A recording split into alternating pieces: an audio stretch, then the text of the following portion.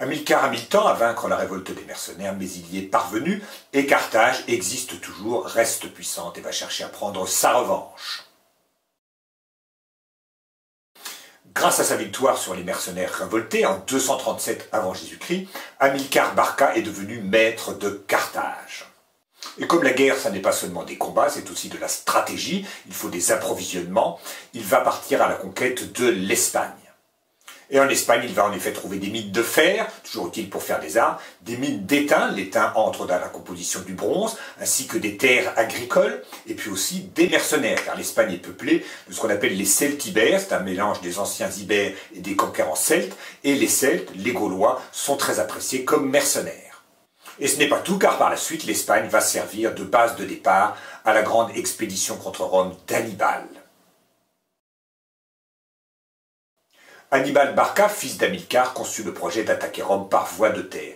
Il partit donc d'Espagne, passa par le sud de la Gaule et franchit les Alpes avec ses éléphants. Les Romains ne s'y attendaient pas et ils furent donc battus par surprise.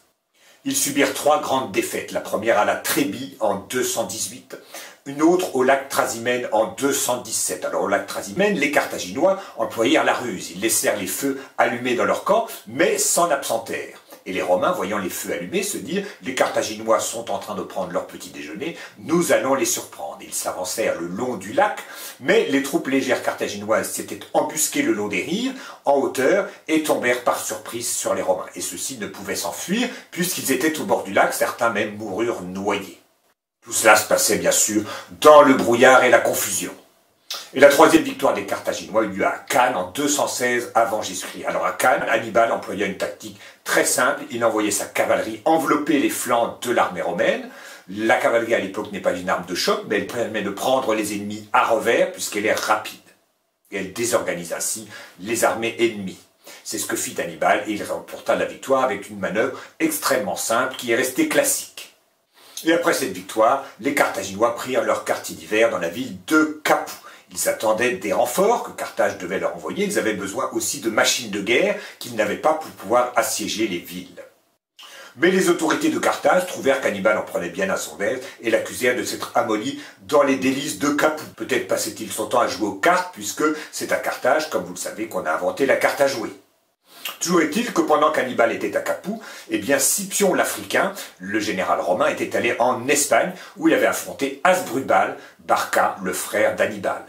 Donc pendant que les Carthaginois sont en Italie, les Romains sont en Espagne contre les Carthaginois, et puis d'autre part, ils vont prendre la ville de Syracuse en 212. Syracuse, c'est une grande ville de Sicile, c'est une ville qui est restée grecque malgré la conquête romaine, et qui de plus est restée alliée de Carthage.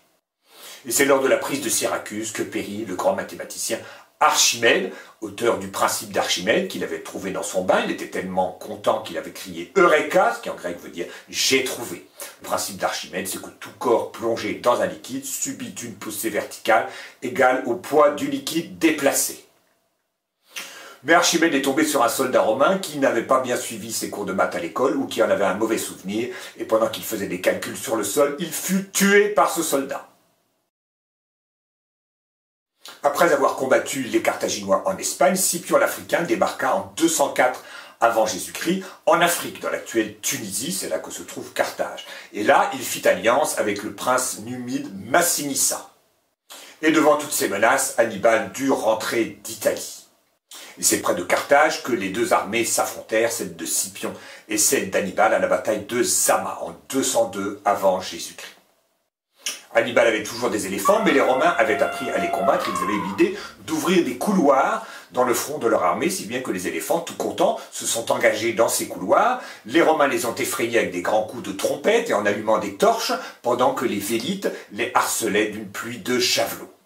Et en même temps, la cavalerie romaine adopta la même tactique qu'Hannibal à Cannes. Elle enveloppa par les flancs l'armée carthaginoise et ainsi la victoire fut remportée par Scipion l'Africain contre Hannibal.